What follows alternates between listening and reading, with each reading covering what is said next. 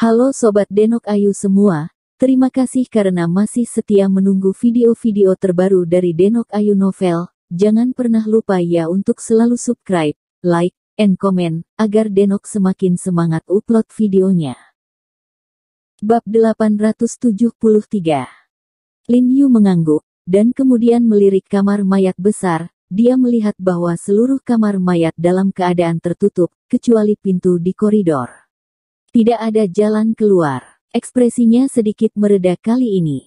Bahkan jika bayangan iblis menjadi hidup, dia tidak ingin melarikan diri. Tetapi pada saat ini, dia mengerutkan kening dan sepertinya melihat sesuatu di langit-langit. Dia berjalan mendekat dan melihat ke atas dan melihat bahwa itu adalah ventilasi. Ventilasi ini sangat kecil sehingga anak-anak pun tidak bisa masuk. Han Bing berjalan ke Lin Yu dan menatap ventilasi di atas matanya, dan berkata kepada Lin Yu. Lin Yu mengangguk, berjalan ke samping dan menepuk dinding dengan ringan. Jangan khawatir, tembok ini cukup tebal, aku sudah meminta pelayannya di sini. Han Bing tersenyum, bisa memahami kehati-hatian Lin Yu. Terima kasih dua. Lin Yu menepuk dua orang dengan seragam perang khusus dan berjalan keluar dari kamar mayat. Kedua anggota Departemen Pesawat Militer segera menyusul dengan wajah tenang, dan dengan paksa menarik gerbang besi tebal kamar mayat sampai mati, lalu duduk di bangku di kedua sisi pintu satu persatu. Mengetahui bahwa kedua anggota ini akan tinggal di sini untuk waktu yang lama, rumah sakit menyiapkan kursi dan meja dengan sangat erat. Namun tantangan terbesar dalam menjaga jenazah di sini bukan dari kelelahan fisik, melainkan dari ketakutan dari dalam. Bagaimanapun juga, ini adalah kamar mayat yang penuh dengan mayat. Karena terletak di bawah tanah, terlihat sangat suram dan dingin. Siapapun yang tinggal di sini dalam waktu yang lama jika mereka pergi, mereka akan merasa berbulu di hati mereka dan menggigil di punggung mereka. Belum lagi mereka berdua bahkan harus makan dan minum di sini untuk menyelesaikannya. Namun, kedua penjaga ini jelas terlatih secara khusus, dan kualitas mental mereka sangat baik. Mereka tanpa ekspresi dan tidak bergerak di atas kursi di pintu, seperti dua patung batu. Keduanya adalah dua teratas di bawah tanganku. Han Bincong Lin Yu memuji, lagi pula, kejadian ini tidak sepele. Jadi Han Bing harus mengirim anggota tim terbaiknya, sudah kubilang, biarkan mereka check-in setiap jam. Lin Yu mengangguk dan bertanya, apakah semua shift sudah diatur? Lagi pula, keduanya bukan manusia besi, dan tidak mungkin tinggal di sini selamanya. Sudah diatur, dan mereka semua adalah pasukan khusus yang sangat baik. Han Bing mengangguk sebagai jawaban. Tidak apa-apa. Selain itu, beritahu rumah sakit untuk menyalakan AC secara maksimal.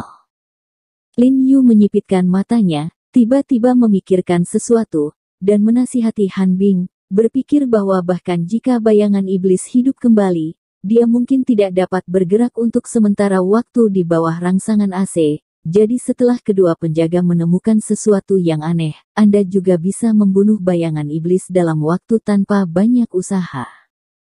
Ya, saya tidak mengharapkan ini. Han Bing juga mengerti maksud Lin Yu seketika, ekspresinya terangkat, dan dia buru-buru mengangguk. Kemudian Lin Yu dan Han Bing pergi ke gedung rawat inap untuk mengunjungi Tan Kai dan Du Seng. Setelah pertemuan pertukaran terakhir, mereka berdua tinggal di rumah sakit umum daerah militer untuk memulihkan kesehatan, karena tubuh mereka belum pulih, mereka juga menghabiskan tahun baru di sini. Setelah meminum ramuan yang disiapkan oleh Lin Yu, kondisi fisik mereka berdua meningkat secara signifikan. Karena dia merindukan Ye Qingmei di dalam hatinya, Lin Yu tidak menunggu lama. Setelah mengobrol dengan Du Seng dan Tan Kai sebentar, dia bergegas pulang dengan tidak sabar. Sesampainya di rumah, saya merasakan nafas yang hangat begitu saya memasuki pintu. Jiarong, kenapa kamu kembali? Aku menunggumu. Ibu mertua tua membawa makanan ke meja sambil berteriak pada Lin Yu. Saat ini, meja makan sudah penuh dengan lusinan hidangan. Yiner, Jia Jia, dan Li Zenseng sudah duduk di meja. Lao Zhangren, Jiang Yan dan yang lainnya juga terlihat seperti biasanya. Jelas Ye Qingmei tidak memberitahu mereka apa yang terjadi dalam perjalanan pulang, mungkin karena mereka khawatir. Lin Yu memandang Ye Qingmei dengan ekspresi biasa di matanya, dan jejak kesusahan mengalir ke dalam hatinya. Setelah menerima kejutan besar, dia harus menunjukkan semuanya seperti biasa. Kualitas psikologis yang kuat. Ye Qingmei juga tampaknya melihat kekhawatiran di mata Lin Yu, dan tersenyum pada Lin Yu yang berpura-pura acuh tak acuh dan mengedipkan mata sedikit. Selama bertahun-tahun, dia menjadi terbiasa menjadi kuat dan terbiasa mengambil semuanya sendiri. Lin Yu tersenyum kembali padanya, tapi senyum itu agak masam. Setelah makan, Lin Yu memanfaatkan upaya semua orang untuk membersihkan meja dan menarik Ye Qingmei ke kamar tidur, menundukkan kepalanya, dan berkata dengan ekspresi sedih dan bersalah, "Kakak senior, kali ini aku ceroboh. Aku tidak melindunginya. Kamu. Itu bukan urusanmu, ini kurangnya kewaspadaanku." Ye Qingmei menggelengkan kepalanya dengan lembut, dan berkata dengan lembut kepada Lin Yu, agar tidak membuat Lin Yu merasa bersalah. Dia mengambil tanggung jawab padanya, tetapi setelah melihat ekspresi Lin Yu, cahaya di matanya sedikit bergetar. Tiba-tiba sedikit tersesat. Lin Yu tampaknya telah memperhatikan tampilan aneh Ye Qingmei saat ini. Dia tidak bisa membantu tetapi sedikit terkejut, dan bertanya dengan beberapa keraguan, "Kakak senior, ada apa?" Ye Qingmei berkedip dan berkata dengan lembut, "Jiarong, caramu mengaku barusan, sepertinya Lin Yu." Hati Lin Yu bergetar lagi ketika dia mendengar ini. Ya, meskipun dia meminjam kulit He Jiarong, dia tetaplah Lin Yu pada dasarnya.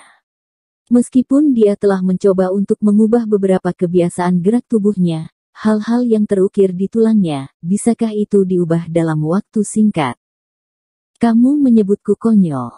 Ye Qingmei tiba-tiba mencibir sedikit, menatap Lin Yu tanpa berkedip dan berkata, "Kadang-kadang, aku memiliki perasaan yang kuat bahwa kamu adalah Xiao Yu, tapi itu hanya tampilan yang berbeda."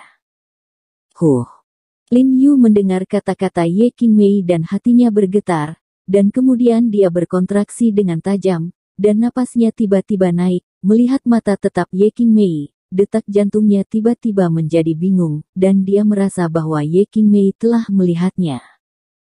Ya, bagaimanapun juga, Ye Qingmei telah menyendiri begitu lama di perguruan tinggi. Keduanya bukanlah kekasih, tetapi mereka dekat dengan kekasih. Mereka saling mengenal dengan baik, jadi beberapa gerakan dan kebiasaan halusnya tidak dapat lepas dari pandangan Ye Qingmei.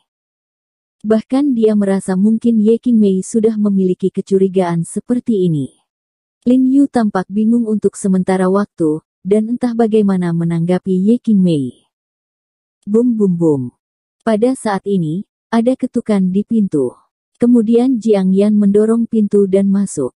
Dia tidak bisa membantu tetapi bertanya dengan curiga, "Ada apa dengan kalian berdua? Bisikan apa yang disembunyikan di sini?"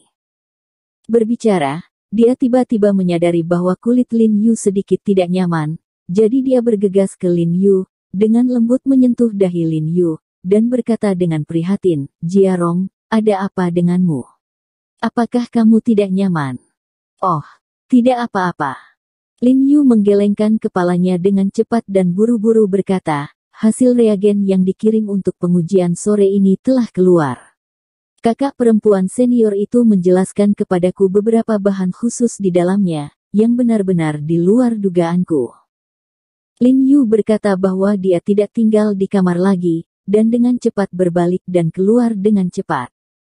Setelah melihat ini, Jiang Yan melirik ke arah Ye Qingmei dengan bingung. Ye Qingmei tidak banyak bicara, tersenyum pada Jiang Yan, bangkit dan mengambil tangan Jiang Yan dari kamar tidur.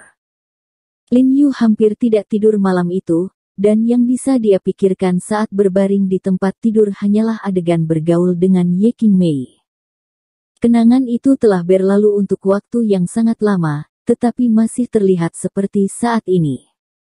Memikirkan apa yang dikatakan Ye Qingmei malam ini, Lin Yu tidak bisa mengungkapkan rasa sakit dan rasa bersalah di hatinya, mengetahui bahwa dia berutang terlalu banyak pada Ye Qingmei. Bahkan, dia juga berpikir untuk memberitahu Ye Qingmei apa yang terjadi padanya, tetapi untuk beberapa alasan, setelah waktu yang lama, bahkan keberanian yang sulit untuk dicabut pada awalnya secara bertahap memudar. Sambil berpikir liar, dia tertidur tanpa sadar.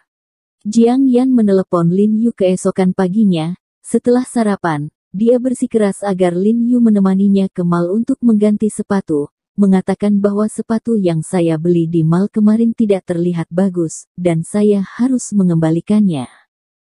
Lin Yu sangat terdiam di dalam, dan tidak suka mengapa dia ingin membelinya. Tidakkah sulit untuk berubah? Tapi dia tidak berani mengatakan apa-apa, siapa yang menjadikan ini wanita.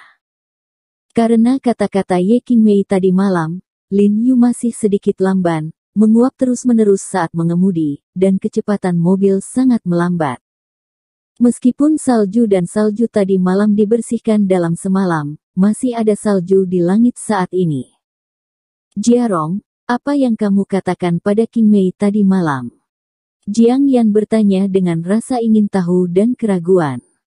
Bukankah aku sudah memberitahumu? Ini tentang hasil tes. Lin Yu berkata dengan ringan. Pembohong.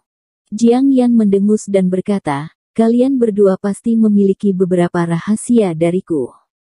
Lin Yu tiba-tiba merasa bersalah ketika mendengar kata-kata itu, tetapi masih berpura-pura berkata dengan tenang, bagaimana rahasia kecilku bisa lepas dari matamu, saudari Yan? Hei, berhenti dan berhenti. Pada saat ini, Jiang Yan tiba-tiba memanggilnya, dan pada saat yang sama menepuk pahanya, mencondongkan tubuh ke depan dan melihat keluar jendela mobil, seolah melihat sesuatu yang mengejutkan.